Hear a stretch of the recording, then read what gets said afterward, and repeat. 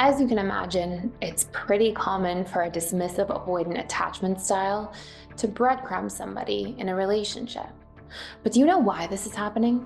And do you know what to actually do about it? In a way that will allow you to transform the situation and take it from something difficult, frustrating, and confusing into instead something that will create clarity, certainty, and connection. Well, in today's video, we are going to be covering exactly that. First and foremost, what is breadcrumbing?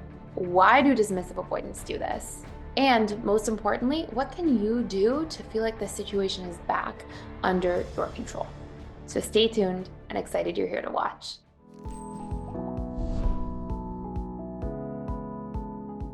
Now, if you're new to this channel, my name is Thais. I'm really happy you're here. Welcome. I put pretty much daily videos out here all about attachment styles, the subconscious mind, psychology, and really how we can heal and transform to build the best relationships of our life. So, a dismissive avoidant attachment style, if you're not already familiar, is essentially one of four attachment styles. Everybody has them. And it's an emotional pattern that's characterized by a person's tendencies to avoid emotional closeness and really diminish the importance of close relationships as a means for self protection. In other words, this person who is an avoidant attachment style grows up feeling like a lot of closeness doesn't go well, and they instead get conditioned to fear it. Generally, the roots of this are childhood emotional neglect, where if you grew up in a household where your emotional needs are not met, it scares you to try to really bond in an emotional way as an adult. So, how is this related to breadcrumbing? Well, breadcrumbing, if you weren't already familiar with the definition, is the practice of sporadically feigning interest in another person to keep them interested despite a true lack of investment in the relationship. So, in other words, you're having somebody go through an experience of sort of showing interest in a relationship, but doing it from a place that's, first of all, so intermittent. And second of all, it's often from a place where the person themselves is not fully invested. So they're trying to maintain this connection or build a connection of some kind without really showing up to invest in it themselves. I think a really important question we have to ask before we go through some signs of breadcrumbing, and you can actually score yourself on some of these signs and see how they show up for you, are also the reasons that avoidance breadcrumb. And then, of course, we'll get into the exercise of what you can do at the end. So, is breadcrumbing always intentional? The answer is no. Sometimes people breadcrumb other people because they're not sure about their own feelings. And this does ring true for the avoidant attachment style. They do tend to be individuals who sometimes do show up and invest. And part of it can be because they think they're interested and yet they're not willing to be vulnerable. And they don't know that difference. They don't realize that I can feel something, I can be attracted, but if I'm not going to be vulnerable, it is going to basically pump the brakes on the relationship dynamic, whether I'm aware of it or not. So we get into this dynamic where breadcrumbing may not be intentional, but it doesn't mean that it's not difficult or harmful for somebody on the receiving end. Now, some big signs of breadcrumbing are number one, intermittent reinforcement.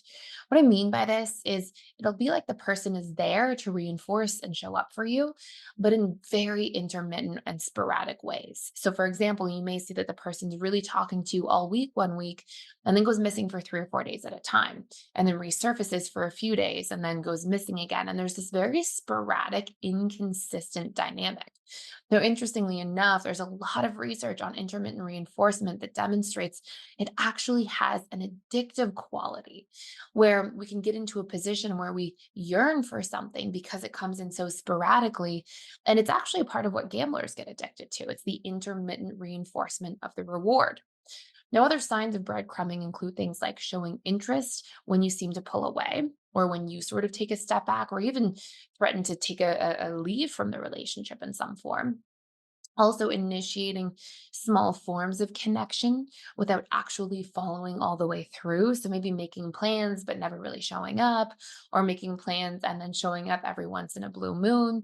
And we'll also see other signs of intermittent reinforcement include things like communication being present, but without much investment. So, things like maybe messaging back and forth, but not ever jumping on the phone or not having a deep conversation. And we'll also see two other big signs are inconsistency and shallow conversation as a whole, not really getting to the depths or not really being able to commit or connect to anything in a very vulnerable way. Now, there are particular reasons that dismissive avoidance actually breadcrumb. Number one, they're terrified of being vulnerable. At a deep level, they may not feel all this fear, but at a deep level, so much of their personality and all of their coping mechanisms are constructed around not having to feel. So, a lot of how they actually structure their lives is around avoiding feeling too much or feeling too deeply. And of course, when we do attach to somebody, vulnerability is inevitable. And we can get into a position where it can feel really scary if vulnerability has been a really negative thing in a person's history or past. Number two, avoidant attachment styles don't really know how to co regulate. What co regulation is each of us in a relationship being able to adjust our behavior to help soothe another person. Now, that doesn't have to be done in a codependent way where we only ever make our behavior about soothing other people, but it's the ability to really look out for ourselves and consider ourselves, but also being willing and mindful and available to tweak our behaviors to support other people. A really obvious example of this could be maybe you're working, but maybe you see a loved one of yours crying or clearly sad. You may pause what you're doing and go and tend to them and check in with them, give them a hug or some encouraging words. And what you're doing is you're pivoting your behavior to be able to soothe somebody else. Proper co regulation has both parties doing this with one another. But because dismissive avoidants are scared to be vulnerable and rely on other people, they actually block themselves from receiving co regulation. And they put an end to the cycle of it, leaving them often feeling like they're supposed to show up to other people or for other people, but that people can't show up for them. And it's not that people don't try or aren't able to, it's often that they're actually blocking themselves from receiving because it feels too scary for them to rely on other people. So they're keeping people at arm's length all the time and blocking that actual co regulation and their ability to rely on or want to be soothed through others. Now, number three reason is we'll often see that a dismissive avoidant attachment style sees that it's protective to stay back, right? That it's this subconscious mechanism of like, I don't want to get too close and be let down in the future. So I'm going to keep people at arm's length just so I can maintain this sense of protection in the relationship to myself. And reason number four that I think is important to acknowledge is that there is a possibility that this person just isn't that interested. And in that particular case, if somebody's not that interested, you'd see the difference between an avoidant attachment style versus a disinterested person. An avoidant attachment style, this is their personality. They tend to carry these characteristics and traits and these patterns across all relationships, including friendships, family relationships, and of course, their history of romantic relationships. Whereas if somebody's not that interested, it will be particular to the relationship in this one case specifically, and you wouldn't be likely to see that in other cases so much. If you're interested in helping make a huge impact on other people's lives while also building financial freedom, I'm offering an early bird 50% discount on our integrated attachment theory relationship certification program that will help you become a certified integrated attachment theory relationship coach and build your own thriving practice by the end of 12 weeks. This 12-week on-demand program will help you kickstart your new career by teaching you revolutionary tools and strategies that help clients transform their lives and relationships. Build your own coaching practice and set yourself up for a waitlist of clients and financial success. Even if you have no coaching experience, this program will give you very in-depth tools, resources, and confidence to get started in a matter of weeks. And you can learn more information by clicking the link down below. Now, what do you do if you're actually in this scenario and on the receiving end? Because, of course, this can be a very uncomfortable situation to be in. Well, number one, we set a deadline. Sometimes people breadcrumb because they're also not sure if you're interested. It may not be that they're avoidant, but if you can't tell the difference, then you set a deadline and you do what you can within that period of time to communicate your needs. And if the person doesn't show up, you have a clear answer about what to do next, which is to take a big step back and away from the dynamic. But instead, if you do see somebody showing up and making the effort, then we can get out of the cycle of breadcrumbing through healthy communication. So, what do we do? Number one, we set a deadline. How long do you actually want to spend trying to see if this can work out? Generally, I recommend a few weeks, maybe 1 week, 2 weeks, 3 weeks, depending on the length of the previous connection. If you've been talking to this person for a few months, you may be at your wits' end and just need an answer. If you've been talking to somebody for a little bit of time and you're just building a connection and they're perhaps moving at a slower pace than you, then you may give that deadline a little bit more time to do your investigation and research about who they are and what they expect. And I don't mean like investigation and research by stalking them online. I mean by having direct conversations. This brings me to step two, which would be what you want to be able to do is actually ask for your needs to be met. And you would do this by extending yourself just a little bit outside of the comfort zone or the norm, asking essentially for a slightly higher investment than what the person has currently been putting in. A really obvious example of this could be if you were in a position where you were communicating over text every few days, you may tell this person, I'm a big texter. I love texting and I really value consistency around text and would love for us to do that more often.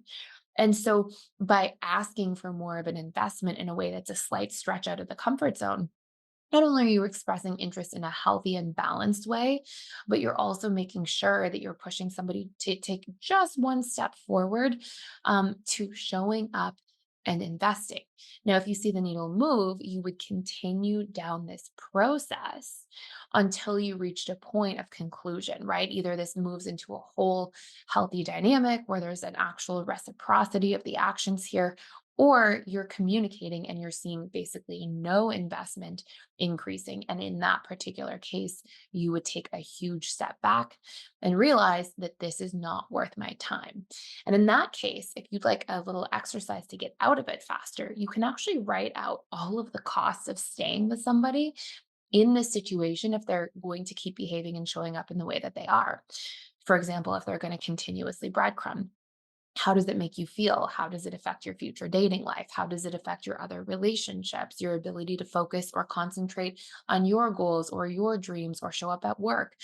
And you would write out all of the costs and then all of the benefits of actually leaving, actually departing, setting yourself free. And this can be a useful exercise to just reorient our emotional perspective away from this individual who may not be showing up in a way that we're worthy or deserving of, and in a way that actually may be chaining yourself to an unfair dynamic where there's a total lack of reciprocity. If you want to do a deeper dive into this, you can actually check out our How to Heal from a Breakup course fully for free for a limited time that can help you jumpstart, even if it's not a real breakup, it's just this kind of situationship, but you're having a hard time leaving. It goes deep into the mechanisms subconsciously of why this tends to take place and gives you some really powerful, actionable steps for what to do. I'm also in the platform down below 3 days a week. If you have questions for me, you can join in there for free for a limited time. You can ask me questions on a weekly basis or join any of our daily support groups with facilitators and trained coaches, counselors who can actually show up and support you as well. So we've got lots of support in there if you have any other extra questions. That is it for today. I hope you enjoyed this video. I hope this gave you some insight. Please subscribe to this channel if you're enjoying this and this platform. Thank you so much for watching, and I look forward to seeing you in the next one.